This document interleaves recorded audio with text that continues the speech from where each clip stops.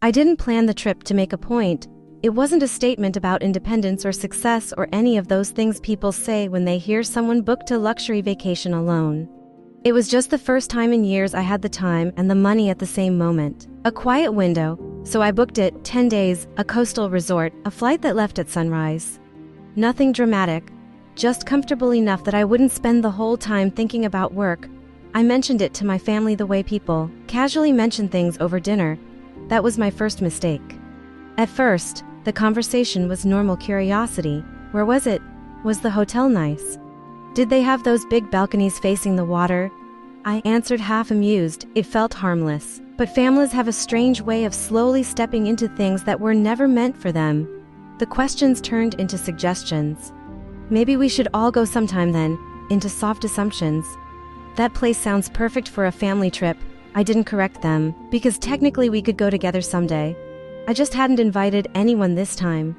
Then my sister started dating someone new, Daniel. He showed up to family dinners and spoke with the kind of confidence people mistake for belonging. He was friendly enough, but he had that habit of treating every conversation like he'd already been part of it for years.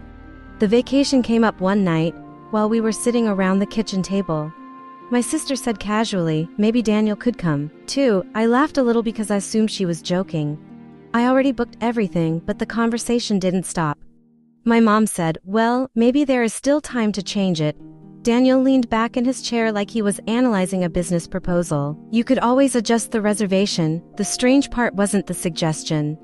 It was how calmly everyone spoke about it, as if the trip had quietly become a shared project that simply needed a small modification. I tried to explain. Flights were booked. The room was reserved under my name.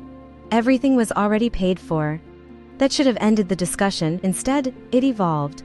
My sister said, you travel alone all the time anyway. My dad added, you're flexible. And then Daniel said something that shifted the air in the room. You could just catch the next one with us later. Not said rudely, just logically, like he was helping solve a problem.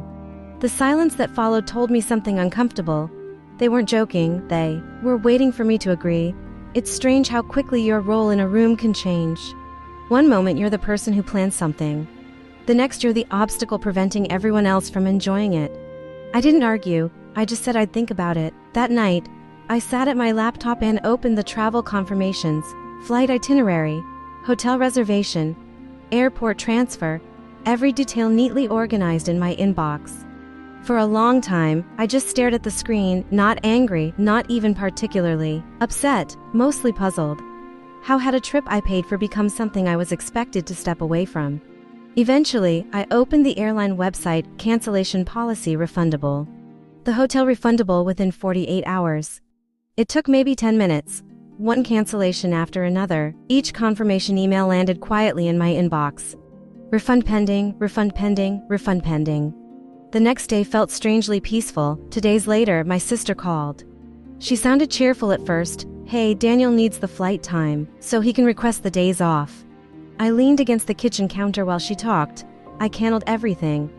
There was a pause so long I checked my phone to make sure the call hadn't dropped. You what? I canceled the trip. Her voice rose, not angry, confused. Why would you do that? I didn't answer immediately, because the real answer sounded too blunt. Instead, I said it didn't make sense anymore. Within an hour, my phone started buzzing with calls. My mom, my dad, my sister again, they all used slightly different language, but the meaning was the same. Could I rebook it? Could I fix the situation? My sister sounded genuinely stressed. We already told people we were going. Daniel apparently had started planning things around the trip. Everyone spoke like a project had suddenly collapsed. What struck me most was what no one asked. No one asked why I had canceled. Eventually, my father said something that revealed the whole misunderstanding. You need to sort this out. Need. That word hung in the air between us. I said, something simple. I can't. Why not? Because everything was booked under my name. The line went quiet.